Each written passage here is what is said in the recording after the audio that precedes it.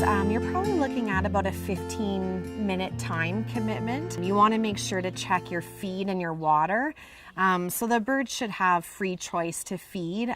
These birds, they have a laying ration because of their age, and they're laying right now. But you'll have different feed types depending on what age of birds you have and that sort of thing. The water is really important. It's probably one of the most overlooked nutrients that you can give any animal, really. They need to have access to fresh, clean water all the time. So in winter, you need water that's not frozen for the birds. So if you have power that comes out to your coop, you can buy waterers that are heated and will keep that water from freezing. And then in the summertime, it's important because the birds are really prone to overheating. Heat's actually harder on them than the cold. So they need to have access to fresh, clean water that's cold as well. In the winter time, you're going to be looking at the litter. So you may be needing to add extra straw if it's a really cold day to make sure that they can stay warm.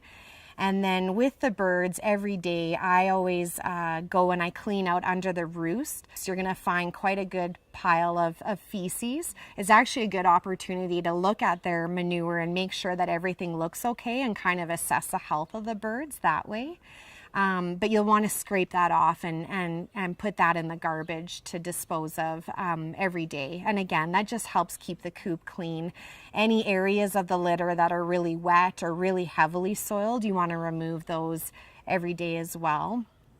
Of course, you're also checking the oyster shell and the grit. So your oyster shell, you need to give to layers for their eggshell strength. It provides calcium to them. You can provide it free choice and the birds will take it as they need it. And same with the grit.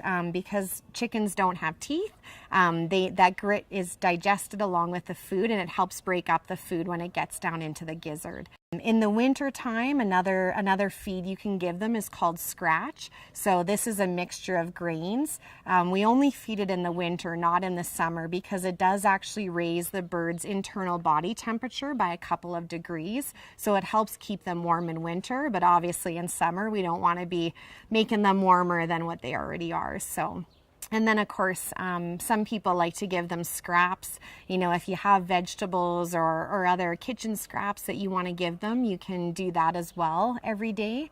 They'll be very happy to receive some treats. But yeah, you do need to watch, as there are a few things that they can't have because it is toxic to them. Eggs need to be collected every day in really, really warm or really cold temperatures. You may even want to come out 2 or 3 times a day. In warm temperatures, of course, the risk is that if you leave the eggs sitting there and they're in warm temperatures, you can start to get bacteria in that growing in it. So you want to be picking them up often. And likewise, in really cold temperatures, you're going to find that those eggs they might freeze if they're left, a really long time in cold temperatures. So you do want to be coming out at least once a day, if not 2 or 3 times a day. The other benefit to picking them up often is you're going to discourage birds from becoming broody and sitting on eggs. And then you're also going to discourage the birds from eating their own eggs, which is a behavior they can develop, and it's really hard to break them of that once they've started. Every 3 to 4 weeks, I recommend, that people are going into their coop and doing a good cleaning. So you want to make sure you're removing all the litter during this time. Cleaning down anything that's really, really dirty, such as your roosts. Making sure that the dust bath still looks good. So you may need to toss out the dust bath and replenish that, put in new materials in that. And even every month, just checking the coop around it and just making sure there's no holes, that everything structural wise looks good. And then of course, about every month, you're going to need to go and buy more feed and more bedding. So yeah, I generally recommend every 3 to 4 weeks you'll want to be doing that. It may be more often in the winter. We have found in the winter time, especially if the birds can't go outside because it is -30, -40, and they are spending every day, all day in that little 25 square feet, that we need to be going in there every couple weeks and doing a total change of the litter, because when they're really confined in that area, it becomes unpleasant.